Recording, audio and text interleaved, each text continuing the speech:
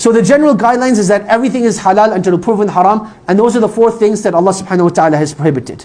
So the first thing we mentioned is that Allah subhanahu wa ta'ala, He has made intimacy through the anus clearly haram. And in fact, this is something that there's consensus on, that there's no disagreement upon, that this is prohibited. This is prohibited and is not allowed. And the same thing applies to the second one as well, that during menstruation and during postpartum bleeding, it is not permissible to have marital relations at that time. And I want to make that very clear, that a husband and wife, they can be intimate in the sense that they can hold hands, they can kiss one another, they can enjoy one another in every single way, except for having marital relations. Except for having marital relations. That is what applies to the first 2. They can enjoy one another in every way, except for having marital relations at that time. Then number 3, we said, a person should not be filthy. A person should not be filthy. What does this general guideline mean? This general guideline means, it encompasses 2 main things. Number 1 is the way that we speak with one another. So for example, living in our culture, there's this culture of being very vulgar while having marital relations. That is not allowed in Islam. To use bad words and to curse, even when a person is having marital relations with his wife, this is not the way that they should be. But rather there's a level of humanity and a level of dignity that needs to be retained. And this is something that, is left for the non-Muslims and has nothing to do with Islam. And you'll notice that, you'll come to see this, that this is like one of the diseases of like watching pornography, is that you start developing cultures of intimacy that are not allowed in Islam. And then you view it so many times that a person starts to think that, this is the way marital intimacy is meant to be. This is the way that marital intimacy is meant to be. Related to this third point, this third principle as well, is that one should not be filthy. So you will notice that again in Western culture, they'll use a whole bunch of products that are not, for the lack of better words, hygienic. They're things that are not hygienic. I'm not going to educate you about them if you don't know what they are. If you know what they are, seek refuge from Allah that you never find someone who wants these sort of things. So those are the sort of things you have to avoid. Then the 4th thing is that you're not meant to be wasteful. That you're not meant to be wasteful. And this is something that you'll find in the books of old, that certain things that you're allowed to use in intimacy, certain things that you're not allowed to use in intimacy. So the question arises, are you allowed using food while being intimate? Are you allowed using food while being intimate?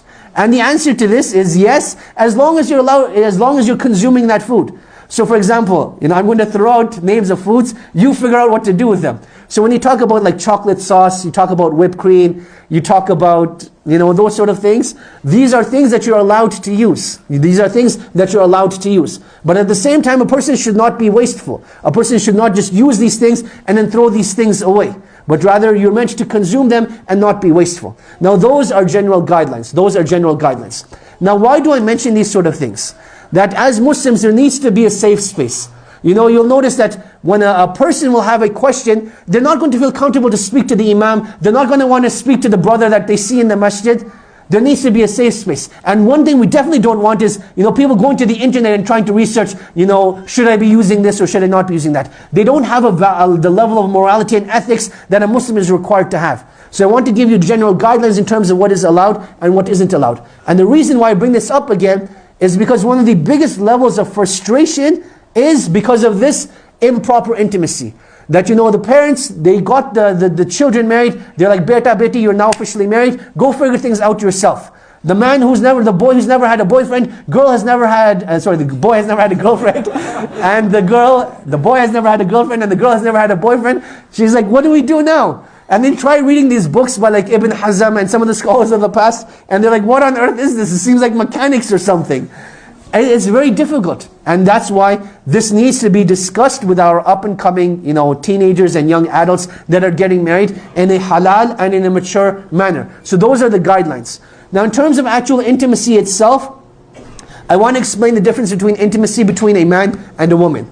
From a man, if we understand what we said about him, he is very goal-oriented, right? He's very goal-oriented, whereas a woman is very experience-oriented.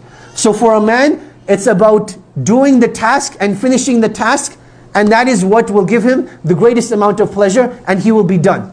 Whereas for a woman's perspective, it's not about completion, but rather it's about the experience itself. And this is what I want to share, a very important difference over here.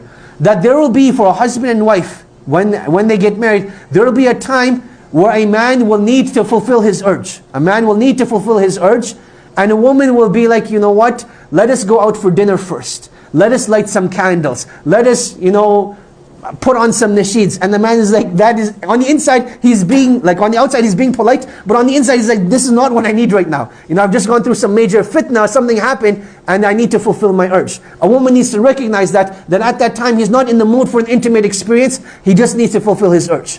At the same time, from a man's perspective, he cannot be greedy and selfish and think that this is the way intimacy is always going to be.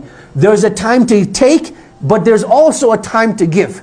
So from time to time, yes, you will have to fulfill your urges, but at the same time, you'll want to make sure that you're giving back to your spouse as well. You'll want to make sure that you're giving back to your spouse as well. And this is something that you will learn to discuss with one another, experience with one another, and grow with one another. And I cannot emphasize enough the importance of communicating over here.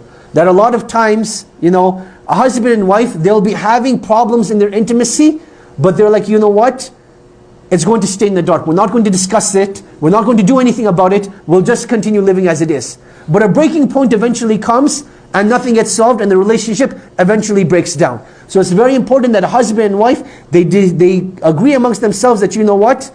We may not know anything about intimacy coming into the marriage, but now that we're married, Allah has made us halal for one another. Let us enjoy this experience. Let us enjoy this experience, and let us learn about it as well. So if there's something that you like, tell your spouse about it. If there's something that you dislike, tell your spouse about it. Rather than holding those feelings inside and repressing those emotions, deal with them up front, and it makes things a lot easier. Rather than leaving your spouse to guess, what does my spouse like, what does my spouse not dislike, be open about it, be frank about it, but be, ethical and moral about it as well. That there's no need for vulgar descriptions, and be, sane and humane, and speak about it in a mature manner.